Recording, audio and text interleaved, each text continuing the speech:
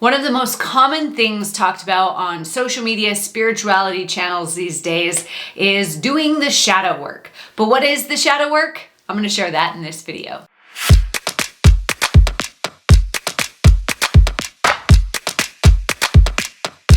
Hi, my name is Tiffany Toombs. I'm a high-performance mindset coach that has worked with thousands of people across the world to help them reprogram their unconscious mind so they can create the life of their dreams. In this video, I'm going to share with you what shadow work actually is, what you need to consider when you are doing shadow work, and finally, I'm going to share with you different types of shadow work that you can do. Let's go. So shadow work is basically a catch-all term for any work that we are doing with the unconscious mind. I want you to think of the mind for a moment as if it was an iceberg. Now, the part of the iceberg that's above the water is known as the conscious mind. And your conscious mind is the logic and the reason. It's the part of your mind that you're aware of. So as you're watching this video and you're thinking, wow, I never knew that before, she looks great in pink, those thoughts are coming from your conscious mind. That's what you're aware of. And a lot of forms of traditional therapy tends to work with the conscious mind. It tends to work with the logic and reason. The challenge with that, though, is that the conscious mind is only 4% of the mind's capacity, and it is by no means in charge of your life. The part of the iceberg below the water, the shadow, if you will, is the unconscious mind. And this is the part of the mind that is running your life and your body.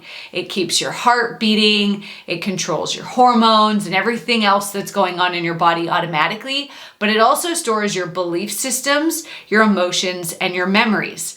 Now, the unconscious mind is 96% of our mind's capacity. And so if we're not working with the unconscious mind, then 96% of what we do every single day, we're not even aware of that we're doing it or why we're doing it. This is where we get emotionally triggered by something and we act out in a way, and then we look back on it and logically we're like, why did I do that? It's because we're being driven by the unconscious mind. Now, despite what some media and pop culture betrays the unconscious mind as, the unconscious mind is not this deep, dark, evil thing that's working against you. In fact, the unconscious mind is programmed to serve you and give you everything you want. The thing is, most people are programming in the wrong TV station and then getting mad when they have to watch a channel that they don't really want to watch, or when they create a reality that is not in alignment with their desires. So the shadow work is so powerful and so beneficial for us to start to make those changes at the deepest possible level. I want you to think of it this way. Think of your mind like a garden. Now, if you only do conscious level work, then what that's like is you're taking a pair of Crayola scissors from the kitchen and you're going out to your garden and you're cutting the stem of the weeds in your garden where the stem meets the soil. Now, your garden's going to look pretty for a day or two, but the root is still there. And so that weed is going to grow back faster and faster and faster. And it's still going to propagate and create more weeds. And so what the unconscious work or the shadow work allows us to do is to dig out those weeds from the root so that they're gone and we don't have to continue to battle them long term. This is why people who do conscious only work tend to have to continue to do the work over and over and over again. Whereas people who do the unconscious work, they're able to actually heal and release and let go of old triggers and old belief systems so that they can move forward and create a different reality. Now, before I share with you what you need to keep in mind, how you need to approach shadow work, I would love to hear from you. Have you ever done shadow work before? And if so, what kind, and what was the result that you got? Go to the comments below and let me know. The mindset that we use to approach shadow work is incredibly important to us getting results. Now, firstly, I want you to know that shadow work by no means is a straight line. In fact, it looks like a whole bunch of clutter and mess, but you're coming out the other side and you can still see the improvement and the growth and evolution through the journey. So I don't want you to think that you're just going to be able to come into shadow work and it's going to be 1 or 2 sessions and you're going to be magically healed and that's it. Like healing of any type or like self-improvement and self-growth, we're kind of entering a rabbit hole here that doesn't ever end. Every level you go to, you're going to find a different piece of yourself that you can peel back. And many spiritual healers believe that as soon as we learn all of those soul lessons and we peel back all of those layers and heal everything, we no longer exist on this plane. So what I want you to know is that as long as you're working with somebody who knows what they're doing, then you will notice that there is shifts and there is growth and evolution every single session.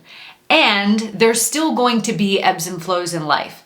I had a client call me up a couple years ago and he said, "How do I stop the ebbs and flows?" And I said, "Look, that's life. Like, we are here to learn how to navigate and overcome challenge and obstacles. And so it's not that there's never going to be ebbs and flows, but what you're going to find is that with the shadow work and the tools and the knowledge that you gain, those waves are going to be less like a massive roller coaster and more like a gentle rolling wave. You will also have a better surfboard and better skills to surf those waves. And so what used to seem like a massive challenge will only seem like a very small challenge now. The other thing I want you to know is that if you're approaching shadow work from a mindset of, I need to fix myself, then what you can actually do unintentionally is push some of those mental wounds even deeper into the unconscious mind, which means it's going to take them longer to come up and surface. Our unconscious mind is designed to keep us safe. It is designed to help us survive.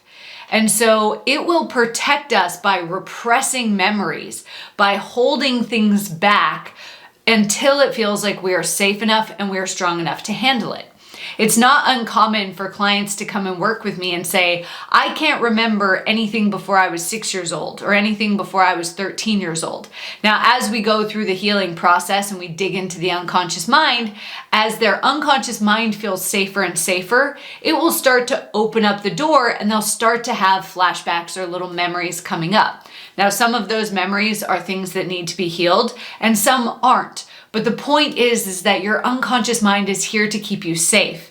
So if you're approaching your shadow work from a place of total self-judgment, I'm broken, I need to fix myself, then you're actually telling your unconscious mind that it's not safe to bring those things to the surface. So it's going to drive those down into the unconscious mind.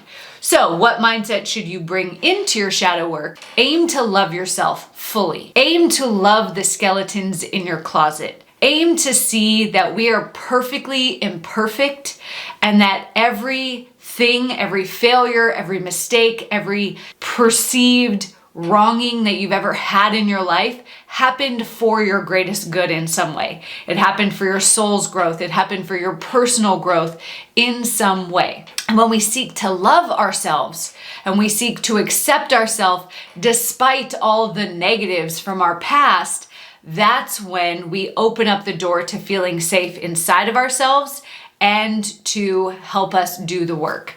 Now, there will be times in your shadow work journey that you're going to be tempted to judge yourself or be critical of yourself. And I just want to remind you to come back to self-grace, self-love, and self-forgiveness. These are the 3 most important gifts that you can give yourself through this journey because they're going to help you move through things a whole lot faster. Shame and guilt do nothing but create more wounds in this world.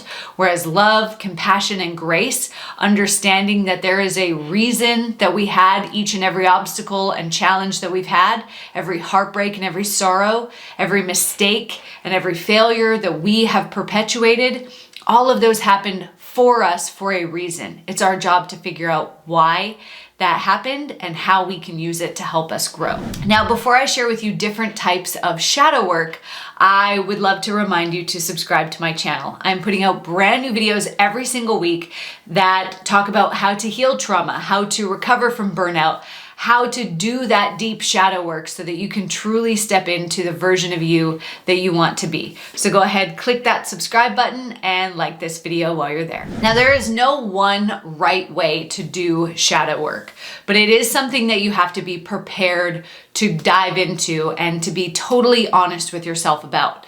There are some types of shadow work that you can do alone and some types of shadow work that you need to work with a coach or practitioner for. So shadow work alone can look like things like using journal prompts to dig into the unconscious mind and understand yourself at a deeper level. It can include meditation. It can include energy work.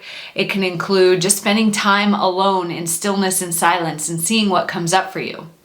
If you are wanting to work with somebody or you're wanting a little more guidance on that path, it can look like anything from doing rebirthing work to using hypnosis, NLP, EMDR, neurofeedback, somatic experiencing. All of those things are going to allow you to dig into the unconscious mind and help you make change from the root level of the challenge.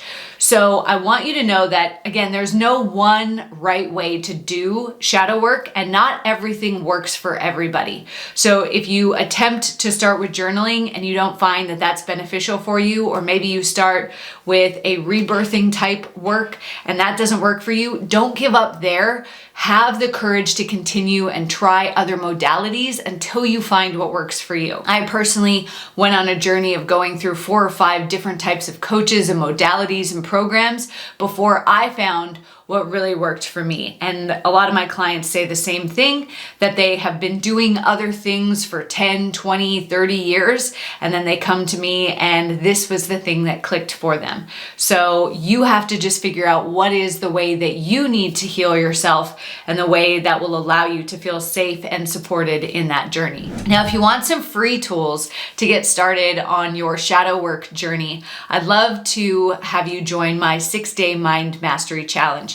This is a totally free challenge, and I've pulled together 6 of the most powerful exercises that I use with my clients to help them break through on shadow work concepts like being a perfectionist, being an imposter, or feeling like an imposter, fear, and so much more. All you have to do to get instant access to the challenge is go to nlpworksheet.com or click on the link in the description below. Thanks for watching.